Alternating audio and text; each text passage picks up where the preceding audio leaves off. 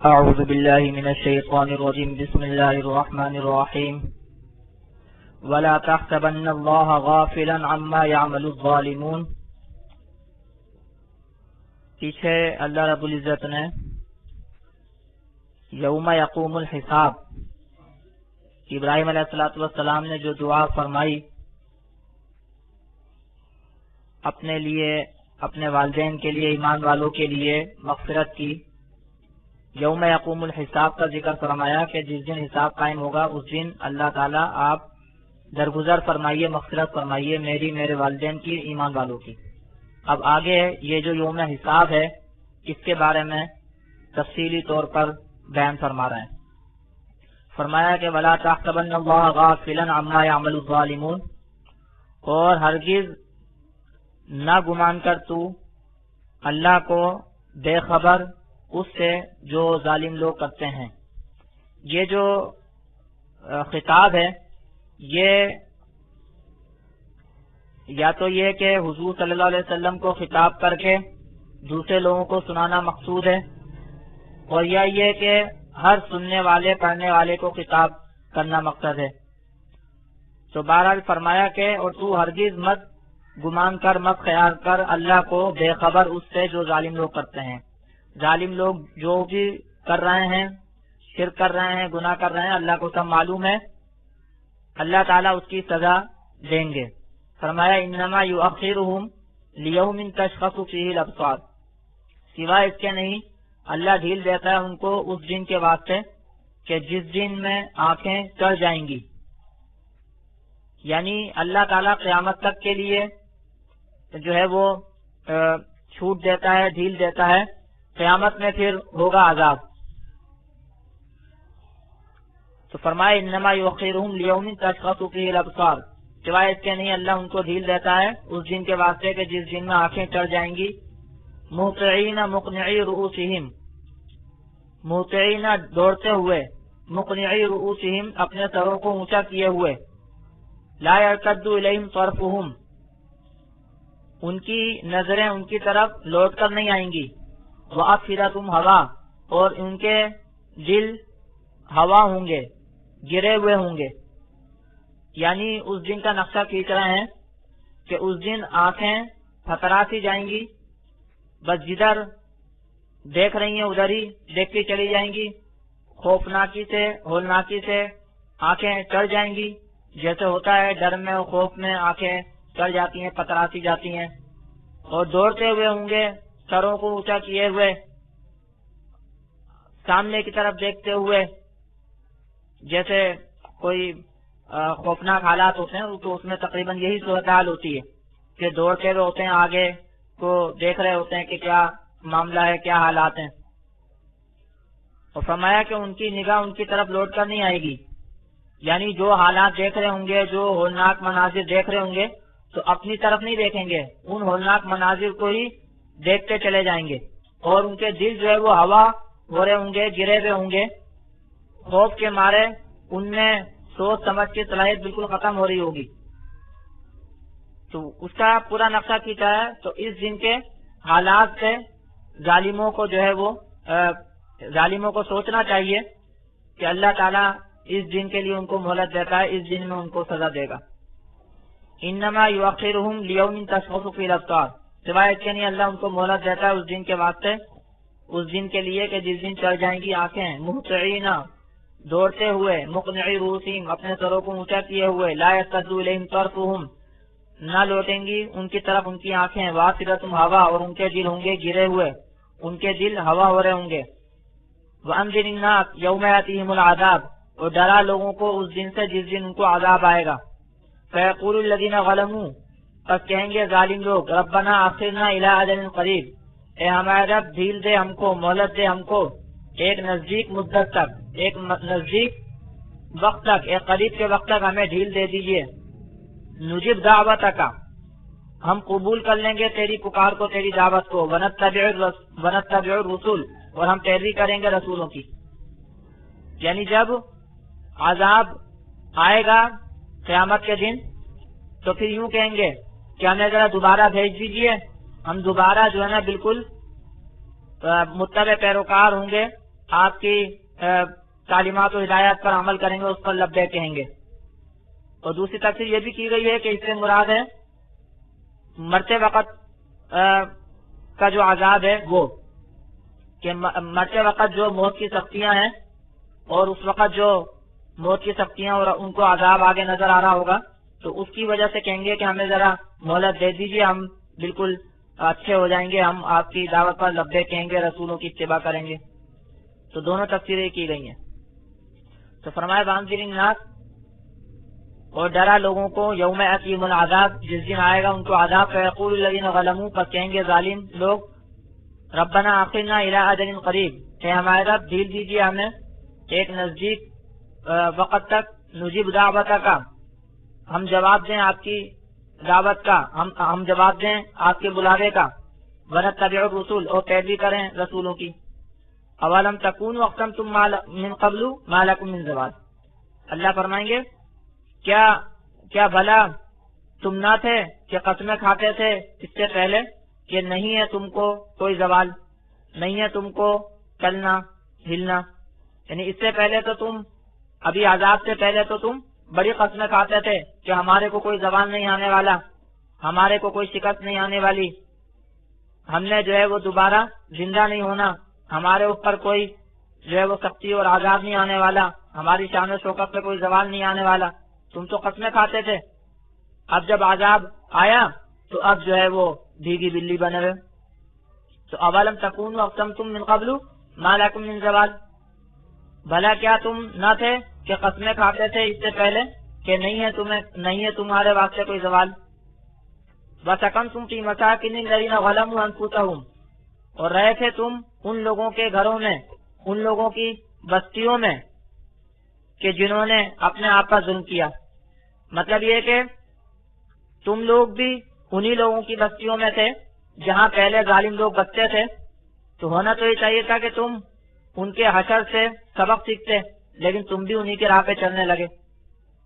وَسَكَنْتُمْ فِي مَسَاكِنِ الَّذِينَ ظَلَمُوا أَنفُسَهُمْ، اور رہے تھے تم ان لوگوں کے گھروں میں جنہوں نے اپنے جانوں کا ظلم کیا۔ وَتَبَيَّنَ لَكُمْ كَيْفَ فَعَلْنَا بِهِمْ، اور واضح ہو گیا تمہارے واسطے کہ کیسے کیا ہم نے ان کے ساتھ۔ ان کے قصے کہانیاں بھی تم تک پہنچ چکی تھیں کہ ہم نے ان کے ساتھ کیسے کیا، انہوں نے نبیوں کے ساتھ کیا کیا اور ہم نے ان کے ساتھ کیا کیا، تمہیں یہ بھی معلوم تھا۔ وَضَرَبْنَا لَكُمُ الْأَمْثَالَ، اور ہم نے بیان کی تمہارے لیے مثالیں، اور پھر نبیوں کے واسطے بھی، نبیوں کے ذریعے بھی، قرآن کے ذریعے بھی ہم نے ان کے واقعات اور قصے تمہارے سامنے بیان کیے، یعنی ہر طرح سے ہم نے تم کو سمجھایا، لیکن پھر بھی تمہاری سمجھ میں نہیں آیا۔ وَسَكَنْتُمْ فِي مَسَاكِنِ الَّذِينَ ظَلَمُوا أَنفُسَهُمْ، اور رہے تھے تم ان لوگوں کے گھروں میں جنہوں نے اپنی جانوں پر ظلم کیا۔ وَتَبَيَّنَ لَكُمْ كَيْفَ فَعَلْنَا بِهِمْ، اور واضح ہو گیا تمہارے سامنے کہ کیسے کیا ہم نے ان کے ساتھ۔ وَضَرَبْنَا لَكُمُ الْأَمْثَالَ، اور ہم نے بیان کی تمہارے واسطے مثالیں۔ وَقَدْ مَكَرُوا مَكْرَهُمْ وَعِندَ اللَّهِ مَكْرُهُمْ، اب اس کو بتا رہے ہیں کہ ان کے ساتھ ہم نے کیا کیا، انہوں نے کیا کیا، ہم نے کیا کیا۔ وَقَدْ مَكَرُوا مَكْرَهُمْ اجمالی انداز میں بتا رہے ہیں، مختصر انداز میں، کہ وَقَدْ مَكَرُوا مَكْرَهُمْ، اور تحقیق فریب کیا انہوں نے اپنا فریب، انہوں نے اپنی داؤ چلے، انہوں نے اپنی چالیں چلی۔ وَعِندَ اللَّهِ مَكْرُهُمْ، اور اللہ کے پاس ہے ان کا مکر، ان کی ہر چال پر اللہ کا اختیار ہے، کیونکہ سارے مکر اور فریب سے اللہ واقف ہے۔ انہوں نے اپنے داؤ چلے، انہوں نے اپنے فریب اور سازشیں جو ہے وہ اختیار کی، لیکن اللہ کو سب پتا تھا، سب اللہ کے اختیار میں تھا۔ تو جب سب اللہ کے اختیار میں تھا تو کیسے ان کا مکر چلے گا، کیسے ان کا مکر کامیاب ہوگا۔ فرمایا وَقَدْ مَكَرُوا مَكْرَهُمْ، اور تحقیق فریب کیا انہوں نے اپنا فریب۔ وَعِندَ اللَّهِ مَكْرُهُمْ، اور اللہ کے پاس ہے ان کا مکر۔ وَإِنْ كَانَ مَكْرُهُمْ لِتَزُولَ مِنْهُ الْجِبَالُ، اور نہ تھا ان کا فریب کہ ٹل جائیں اس سے پہاڑ۔ یہ جو فرمایا کہ نہ تھا ان کا فریب کہ ٹل جائیں اس سے پہاڑ، اس کی دو تفسیریں کی گئی ہیں۔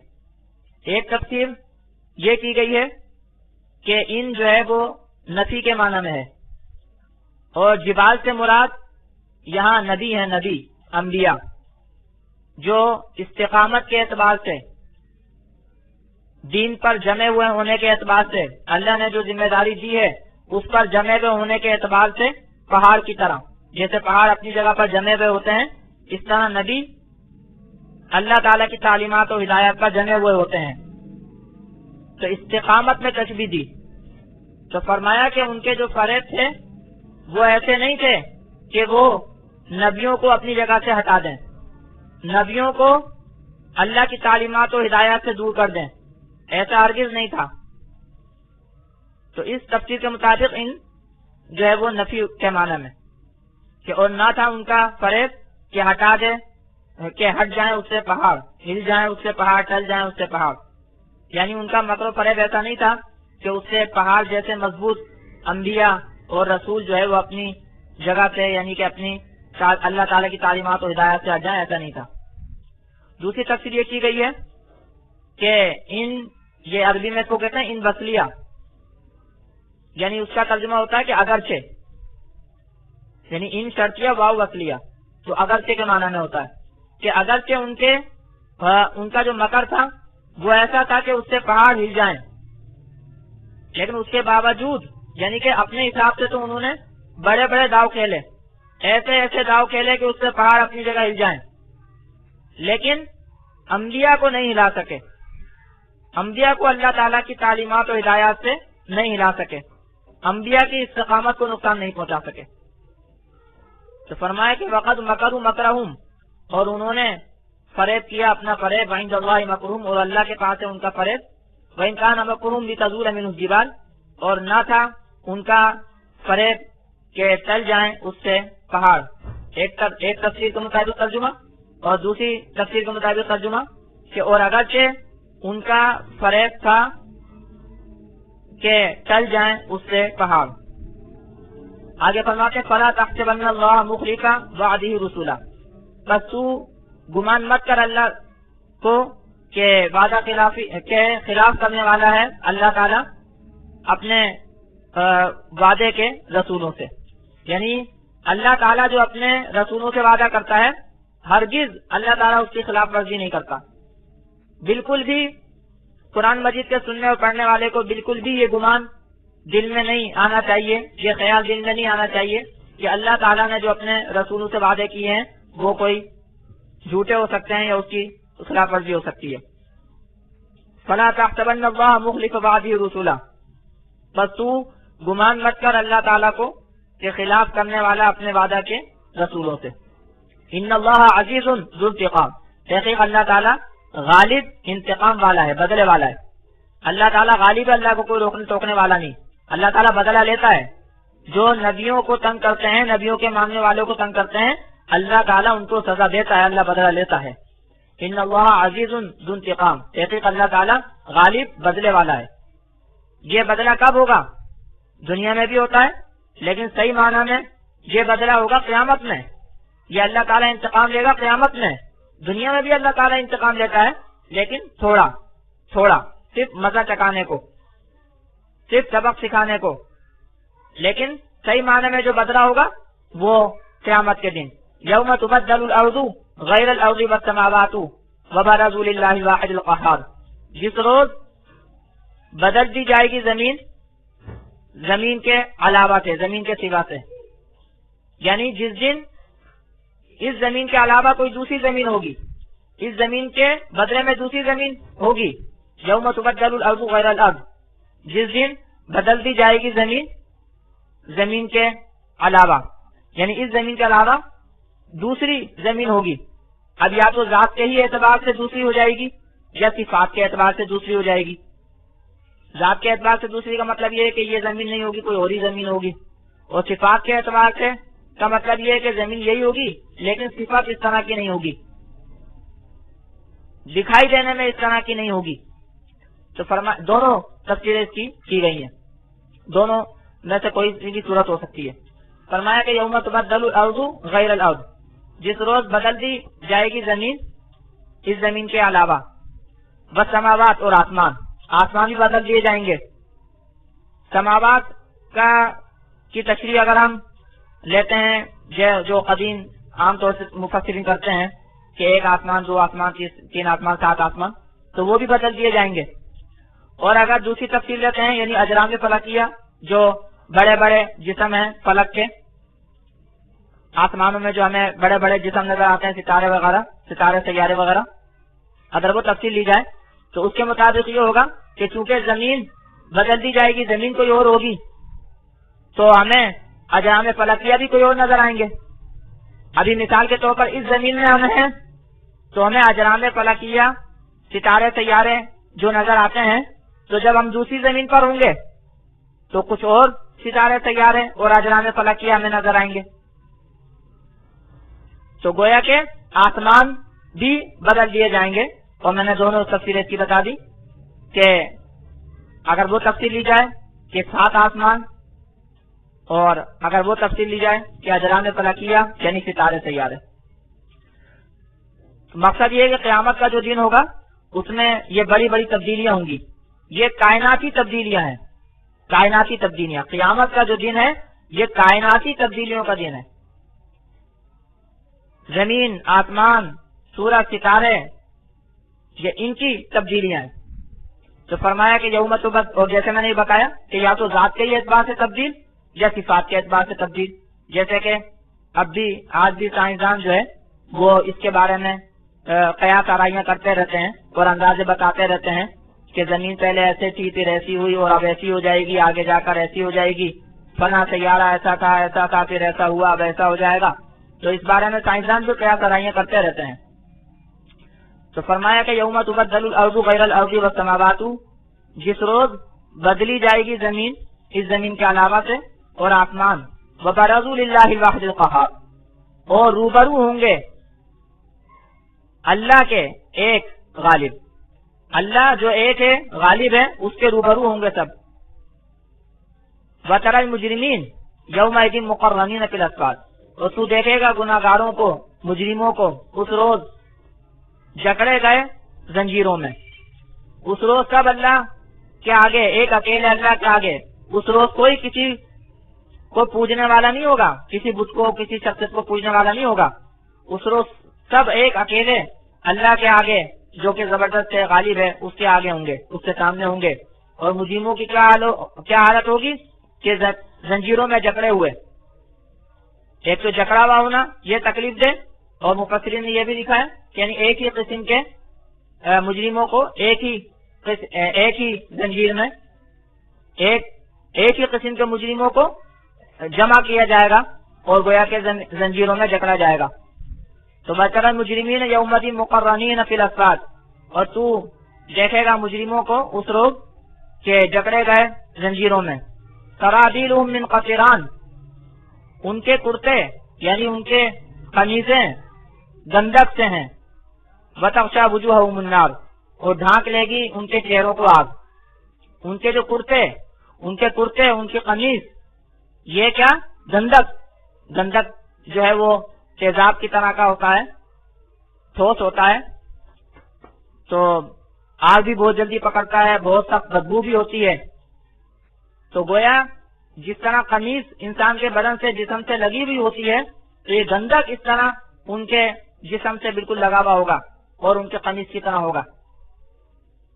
تو ان کے کرتے یعنی کہ ان کے قمیصیں گندک سے، وتغشی وجوہہم النار، اور آگ ان کے چہروں کو ڈھانک لے گی۔ ایسی بات ہے جب گندک اور آگ ہو تو گندک تو ویسے ہی آگ کو پکڑتی ہے، اور یہاں چہروں کا ذکر کیا تو گویا کہ پوری ذات مراد ہے، کیونکہ چہرے کا ذکر کر کے پوری ذات مراد ہوتی ہے۔